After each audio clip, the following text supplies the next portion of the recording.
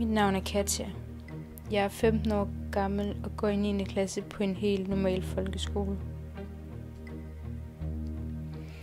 Siden første dag jeg startede i skole, er jeg blevet mobbet. Det er bestemt ikke rart at gå i skole hver dag og tænke på, hvad der kan ske, hvilke modbydelige ord de vil bruge mod mig, og hvad de kan finde på at gøre.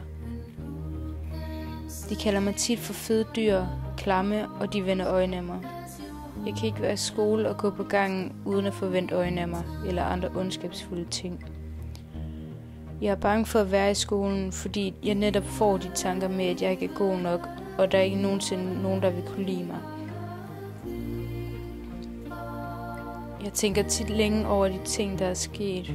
For eksempel når de råber klamme so, fy for helvede og ting, som virkelig kan såre mine følelser, så bliver jeg rigtig ked af det.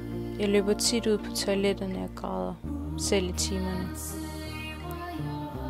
Min mor og min far vil rigtig gerne hjælpe mig, men det nytter ikke noget, fordi der er jo ikke nogen, der ved, hvor grusomme de der såkaldte klassekammerater kan være mod mig. Jeg føler tit, at jeg er alene i verden, og at jeg ikke er velkommen nogen steder, især i skolen. Hver aften, inden jeg lægger mig til at sove, så drømmer jeg om, at det hele nok skal blive bedre i morgen, og at jeg måske kan få nogle venner igen.